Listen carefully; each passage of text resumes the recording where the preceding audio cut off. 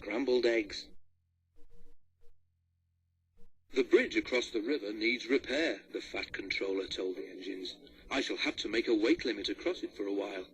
Percy and Daisy will be all right, and Toby too, but Thomas is too heavy. Thomas looked anxious. How would you like to go and help Edward, suggested the Fat Controller. Can Annie and Clarabel come, asked Thomas. The Fat Controller shook his head. They'll be needed here, I'm afraid, he said. Daisy can't carry all your passengers on her own. Percy promised to look after Annie and Clarabel, but they were sorry to see Thomas go. To cheer Thomas up, Edward took him to see Bill and Ben, the twin engines who lived at the China Clay Harbour.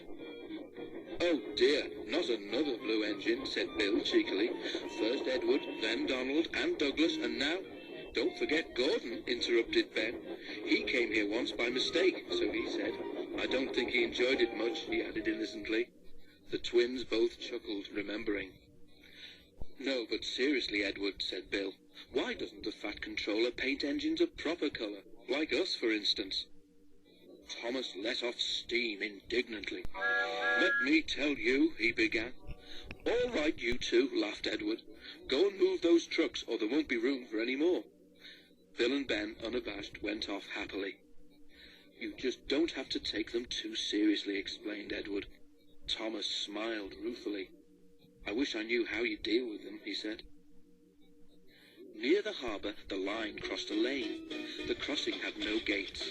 The lane led to a farm which made butter and supplied eggs and milk to shops in the town. One morning, the farmer had difficulty starting his lorry. He did it at last, but the lorry jerked along in fits and starts. The farmer was worried about his load of milk and butter and eggs. That milk will be churned to butter soon, he muttered to himself as he neared the level crossing. The lorry lurched across the rails. The back wheels were just clear when its engine made a noise like a tired sheep and stopped. The back of the lorry was still jutting out over the railway line. The farmer struggled to start it again, but it would not go. He had just got down to telephone for help when he heard a train approaching. Thomas wasn't going fast. When he saw the lorry, he slapped his brakes hard, but he couldn't stop. He hit the lorry with a loud crash.